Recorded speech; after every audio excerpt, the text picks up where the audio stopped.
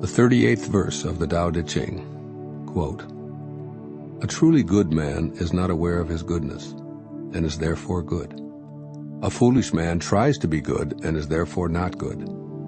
The master does nothing, yet he leaves nothing undone. The ordinary man is always doing things, yet many more are left to be done. The highest virtue is to act without a sense of self. The highest kindness is to give without condition. The highest justice is to see without preference. When the Tao is lost, there is goodness. When goodness is lost, there is morality. When morality is lost, there is ritual. Ritual is the husk of true faith, the beginning of chaos.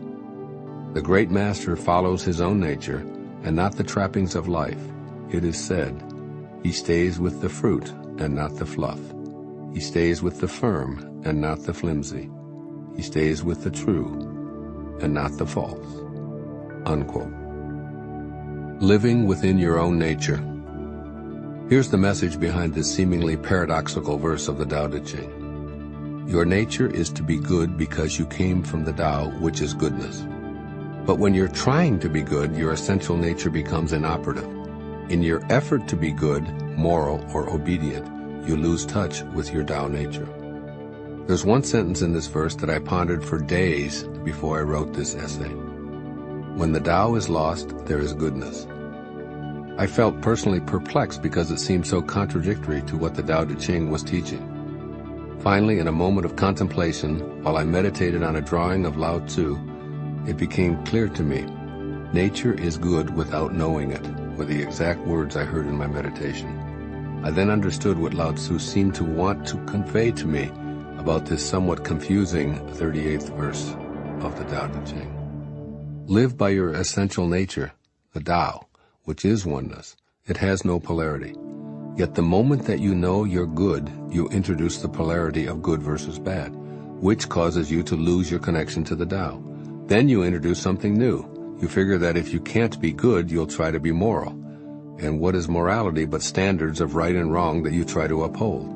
As Lao Tzu seems to be saying to me, the Tao is oneness. It has no standards for you to follow. In other words, the Tao just is. It isn't doing anything, yet it leaves nothing undone. There's no morality. There's only the unattached Tao. It isn't right and it isn't fair, but it is essential nature, and you're encouraged to be true to your own essential nature.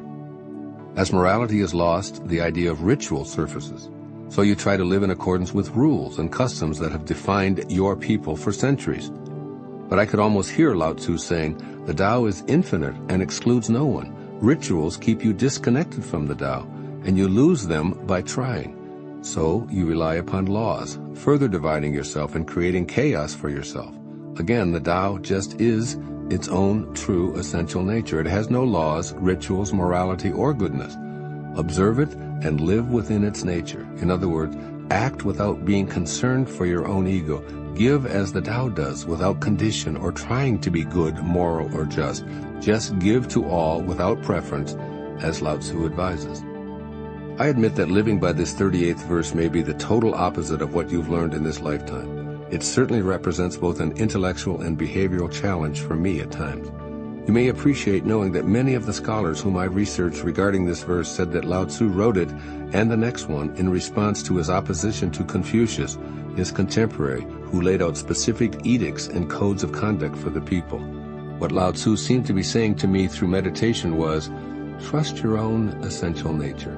Let go of all polarities and live in the indivisible oneness that is the Tao. The dichotomies of good and bad, right and wrong, proper and improper, legal and illegal, and the like can be difficult. Just remember that when they surface, the Tao is lost. Here's some more advice for you through me from Lao Tzu. First, live in your essential nature by rejecting artificial principles. These principles in descending order are goodness, fairness, rights, and laws. Artificial goodness is an attempt to live by not being bad, so you allow others to decide where you fit in on a goodness scale. Affirm, I am of the Tao, a piece of God, and I need no human-made device to confirm it. Goodness and godness are one, and I trust who I am and will act from this perspective. I am staying with this truth and not what is false. Furthermore, See that the Tao isn't concerned with fairness. Give of yourself knowing that this is an artificial contrivance that cannot exist from a perspective of oneness.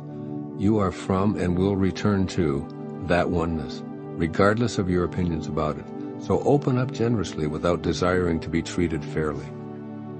And second, abandon outmoded familial and cultural customs.